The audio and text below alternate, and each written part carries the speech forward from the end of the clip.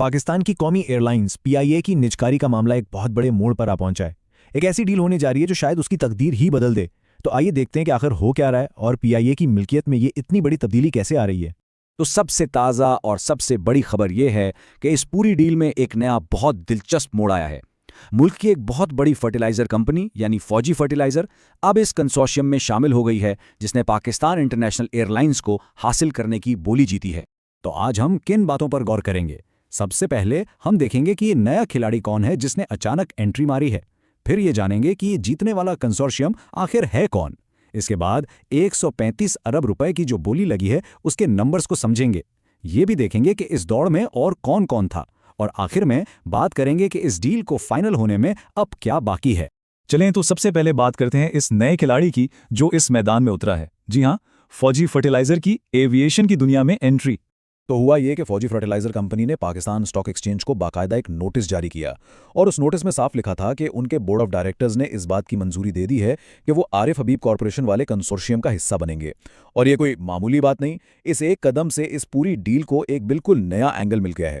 अच्छा, तो अब ये सवाल पैदा होता है कि पीआईए के नए अक्सरियती मालिकान कौन बनने जा रहे हैं। आइए देखते हैं कि इस कंसोर्शियम में कौन कौन शामिल है। इस ग्रुप को लीड कर रही है आरिफ हबीब कॉरपोरेशन लिमिटेड। लेकिन दिलचस्प बात यह है कि यह मुख्तलिफ इंडस्ट्रीज के बड़े बड़े नामों का एक पावर हाउस है। इसमें फाइनेंस, फर्टिलाइजर, रियल एस्टेट और यहां तक कि सिटी स्कूल्स के जरिए एजुकेशन सेक्टर भी शामिल है। और अब फौजी फर्टिलाइजर के आने के बाद तो यह ग्रुप और भी मजबूत हो गया है, और यही ग्रुप अब पीआईए का 75% हिस्सा हासिल करने वाला है।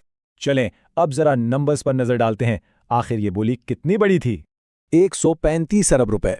जी हां, इस कंसोर्शियम ने 75% हिस्सों के लिए 135 अरब रुपए की कामयाब बोली दी है। ये वाकई एक बहुत बड़ी रकम है जो इस डील की अहमियत को साफ जाहिर करती है। देखिए, ये कोई आम सी खरीदारी नहीं थी, ये तो एक बाकायदा बिडिंग वॉर थी। जो जीतने वाली बोली है 135 अरब रुपए, वो हुकूमत की कम से कम कीमत जो 100 अरब रुपए थी उससे भी कहीं ऊपर है। यहां तक कि नीलामी की जो बुनियादी कीमत 115 अरब रखी गई थी, ये उससे भी ज्यादा है। तो इससे साफ पता चलता है कि मुकाबला कितना सख्त था। अच्छा, तो इस दौड़ में और कौन कौन शामिल था? सिर्फ यही एक कंसोर्शियम तो नहीं था जो पीआईए को हासिल करना चाहता था।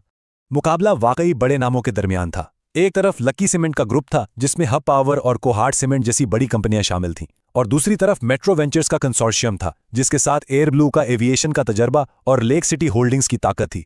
इससे अंदाजा होता है कि मुकाबला कितना सख्त था। यहां एक अहम बात वाजे करनी जरूरी है। देखें, फौजी फाउंडेशन एक अलग इदारा है। उन्होंने बोलियां जमा होने से पहले ही इस अमल से दस्तबरदारी का ऐलान कर दिया था, तो इसका फौजी फर्टिलाइजर के बाद में जीतने वाले ग्रुप में शामिल होने के फैसले से कोई ताल्लुक नहीं है। तो अब आगे क्या होगा? क्या ये डील मुकम्मल हो गई? नहीं, अभी नहीं। ये ट्रांजैक्शन अभी क्लोज नहीं हुई। इसे हतमी शक्ल देने के लिए अभी भी कुछ मराहिल बाकी हैं। तो इसका प्रोसेस क्या है?